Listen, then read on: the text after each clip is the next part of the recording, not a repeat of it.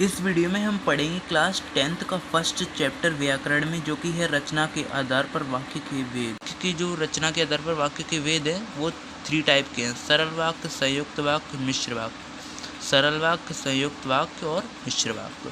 पहला है सरल वाक्य। पढ़ो। जिन वाक्य में एक ही क्रिया होती है और एक ही कर्ता होता है वे साधारण वाक्य कहलाते हैं। मतलब कि साधारण वाक्य या सरल वाक्य एक ही बात है। जिन वाक्यों में एक ही क्रिया और एक कर्ता होता है, एक ही काम करने वाला और एक ही मतलब कि क्रिया जो कि काम हो। इसकी ट्रिक है, ऐसे नहीं, ये अच्छे से पढ़ लेना, आपको समझ में आएगा। जिन वाक्यों में केवल एक ही उद्देश्य और एक ही विधेय होता है उन्हें साधारण वाक्य या सरल वाक्य कहते हैं। जिसमें एक उद्देश्य एक विधेय वो उन्हें साधारण वाक्य कहते हैं। इसमें एक उद्देश्य और एक विधेय रहते हैं, एक काम करने वाला और एक जिसके लिए काम किया जाए। उदाहरण समझ लेते हैं। इसका उदाहरण है सरल वाक्य का, राधा नाचती गाती है। इसमें देखो एक कर्ता है जो कि राधा है और क्रिया है जो कि गाती है। मोहन हंसकर बोला। मोहन है कर्ता और बोला है क्रिया। अब सेकंड नंबर पे है संयुक्त वाक्य। जिस वाक्य में दो या दो से अधिक उपवाक्य मिले हों परंतु सभी वाक्य प्रधान हों तो उसे ऐसे वाक्य को संयुक्त वाक्य कहते हैं। मतलब कि दो या दो से वाक्य जुड़ें और सारे मतलब कि उपवाक्य मिलें और परंतु सभी वाक्य प्रधान हों, ऐसे वाक्य को संयुक्त वाक्य कहते हैं। इसे मतलब ट्रिक से समझते हैं।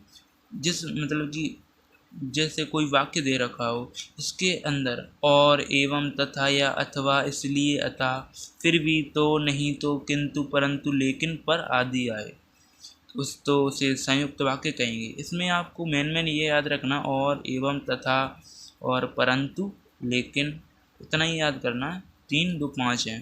अच्छे 5 को ही मतलब कि आपको करना है। इसका उदाहरण है संयुक्त वाक्य का, वह सुबह गया और शाम को लौट आया। इसमें 2 वाक्य संयुक्त वाक्य जुड़ते हैं। देखो, वह सुबह गया और ये देखो, और शाम को लौट आया, 2 वाक्य कैसे जुड़ रहे हैं, तो ये हो गया संयुक्त वाक्य। दूसरा उदाहरण है, उसने बहुत परिश्रम किया किंतु सफलता ना मिली। उसने बहुत परिश्रम किया किंतु सफलता ना मिली। इसमें भी 2 वाक्य जुड़ रहे हैं। देखो, किंतु आया है, किंतु, परंतु, और, एवं, तथा, अथवा आदि, ये मतलब कि आए तो संयुक्त वाक्य है। इसके बाद आएगा गाइस जो कि है आपका मिश्र वाक्य, तीसरा नंबर है।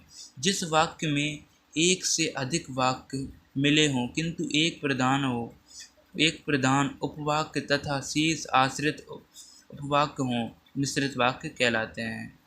मतलब कि इस वाक्य में निर्भर रहते हैं एक दूसरे पर वाक्य, और वाक्य जुड़ते हैं और निर्भर रहते हैं।